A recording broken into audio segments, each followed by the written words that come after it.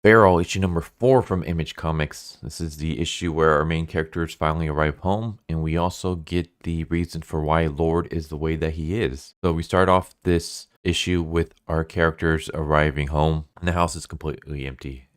Their owners are gone, probably has to deal with the quarantine and the evacuation and stuff. So they have the house all to themselves. And a lot of this is just the characters just kind of going around the house, trying to find some food. Eventually, Lord is able to turn the TV on, and he's basically trying to eat the remote. And as the TV's on, we get just like a brief history of what's going on in the world about the virus that's affecting animals, why it's spreading, things like that. Nothing like too detailed. It's just the basic information. There's a virus. It's affecting mammals, and if you're in this area, then you should leave. But yeah, we just kind of have like a funny moment where there's like a commercial and there's food playing on the commercial, and then it switches to birds, and all the cats think that this is real, so they like climb up and try to get at the food, but it's like this is just a TV screen, right? And then we have a moment where there's barking coming from the basement, and Lord rushes over to go open up the basement door, and everyone's telling him to stop. We don't have a dog. Whoever's in the basement, we don't know who it is. Don't open the basement door. And Lord basically is like, all right, fine, I won't. And then he just backs up and he opens the door anyways. So he's a liar. And then he's like, don't worry, it's fine. You're going to be safe. And it turns out that the dog is infected with rabies and attacks Lord, and then starts attacking the rest of the animals. And of course, Jonas has to come in for the save again. I have a feeling that this guy is going to end up sacrificing himself for the group just because the group is way too stupid. But they're eventually able to trick the dog into running out. Basically, they have the dog chase them around the house. They eventually stand in front of the door, and once the dog starts chasing them, they open up the door. The dog accidentally runs out, and then they slam the door shut behind him. Of course, Jonas smacks Lord in the face and calls him stupid and says that we could have all been killed because of him. And then that's when Patch explains that it's not his fault, it's Elsie's fault. And we also get the reason why Elsie is so overprotective of Lord. And the reason is that Elsie was a single cat. She basically had the house to herself. And then eventually they brought in Patches, and then they brought in Lord. And Lord was very spirited. Like he would constantly jump on Elsie, bite at her ear, and try to like play with her. And one day Elsie opened up the front door, brought Lord outside, told him to go hide and that she'll go track him down. But she never did. And so the owners went to go find Lord, and when they did, he was wounded. And since then, he's never been the same. Like they basically said that his mind was broken because of the attack. And that's the reason why Lord is the way he is. And the thing is that I don't care. Like I get that's why he is the way he is, but he's an annoying character, and you took too long to show us why he is the way he is, and you haven't shown us enough good qualities that I don't care. Lord can die in the next issue, and it wouldn't bother me whatsoever. Here's the thing, I've talked about this before in previous videos, not necessarily on Feral, I don't think, but on other videos where you have characters that you're trying to make sympathetic, but you have too many negative traits. So for anyone who doesn't know, I'm a screenwriter. That's my professional job. I write movie scripts for a living, and I've had scripts get optioned. I've had scripts get made into movies. I'm not going to say what they are because then you'll know my name, and I'm not going to dox myself. But yes, that's my job. So one thing my teacher taught me was that if you have a character that you want the audience to root for, or just someone that you want the audience to be sympathetic towards, and they have negative qualities, don't introduce their negative qualities first. Introduce their positive qualities. So the example that the teacher used was this, I can't remember the movie, but the main character is a drug addict, but we don't see him as a drug addict right in the beginning. Instead, we see him arriving to work, and he's saying good morning to everybody. He's shaking their hands. Everyone is saying good morning back, and he's having like a good time with his coworkers, and we see that his coworkers like really enjoy this guy's company. And then when he gets home, he hits the drugs. And the reason that that works is because you're showing that this is a good character first. Like you're showing his positive traits, and then you introduce the negative traits. First impressions are a thing. Even though people might tell you there's no such thing as first impressions, that's completely wrong. First impressions are a thing. not just in real life, but also in fiction as well. The first time you introduce a character, the way you introduce the character, that gets burned into the audience's brain.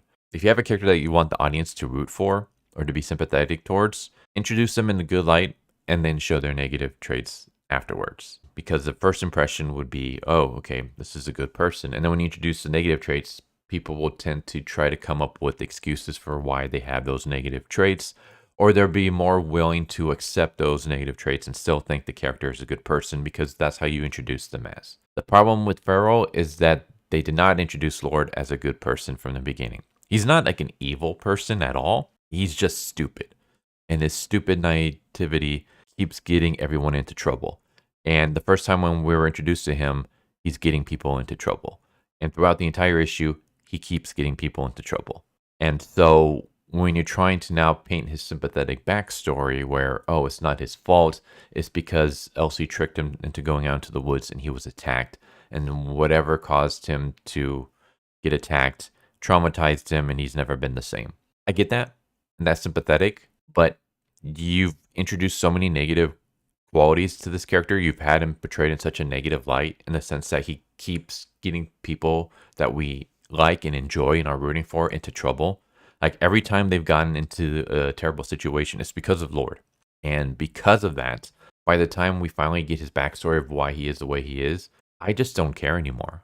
I'm not sympathetic towards Lord whatsoever. I could have been if you had introduced some good qualities to him, but throughout this entire series, he's just been annoying as hell. He's just constantly getting people into trouble. He's lying. Like right here, we had them saying, don't open up that door. We don't know who is behind the door. We don't have any dogs. It could be someone unfamiliar with. And we literally have just been attacked the entire time we got here. The entire journey to get here has just been nonstop attacks. Who's to say we won't get attacked again? And Laura says, okay, I won't open the door. And then immediately he rushes over and he opens the door. So he was lying. So now that you're like, oh, well, he didn't mean to be the way he is. It's because of Elsie. At this point, I don't care. Like, I'm still on Team Elsie because she's been kind of like the mother hen in this group. Like, she's the one, I mean, Jonas is the one that's been like basically carrying all this dead weight. But at least Elsie is like trying to help. And she's at least being protective of the other cats. Whereas Lord has just done nothing but get them into trouble, almost get them killed. Yeah, this whole like reveal didn't work for me. I don't know, maybe it'll work for you, but if it doesn't, that's the reason why. It's because he wasn't introduced in a positive light. He was introduced as an annoying character. He's been an annoying character throughout the entire series. He's still an annoying character. Now there's like a reason why he's annoying. There's like an excuse for it, but he's still annoying. Yeah, like if this character were to die, I wouldn't care.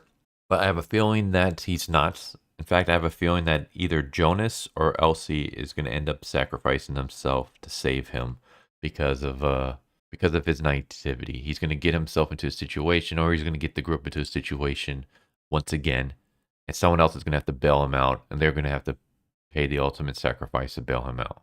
Yeah, as for this issue itself, I found this to be the weakest issue of the series. I still really enjoyed the series. Like, I'm not saying that this brings the entire series down and ruins it. I would just say that this is the weakest of the series. I didn't care for it too much. I'd give it like a 5 out of 10. While the rest of this series has been like a 7 or 8, this is like a 5. This is the weakest point in the entire series. I didn't care for it. Didn't care for the backstory of Lord. His reason for being the way he is doesn't work with me because he took too long and he showed too many negative qualities first. Other than that, yeah, I'm interested to see like where this is going to go. Because now they've arrived home. What are they going to do? Their owners are gone. And Lord, after he finds out what Elsie did to him, because I guess he kind of blocked out that whole memory from his brain, but after Patches reveals it, Lord rushes outside. So now I'm going to guess that they're all going to go chase after him once again and find themselves into bigger trouble. This was kind of a shame, because I've been enjoying the series so far, and this issue just kind of, I don't want to say it sucked, but it just wasn't good. I didn't have any enjoyment out of this one. So hopefully the next issue will be better. But there you go. There's Feral issue number 4. Hope you guys enjoyed. Hope to see you next time. Take care. Later. Thank you for watching my video. I hope you enjoyed it. If you didn't, I still want to thank you for watching it this far. And I hope the next one is more to your liking. With that said, Thank you once again, and I hope you guys and gals have a good one. Later.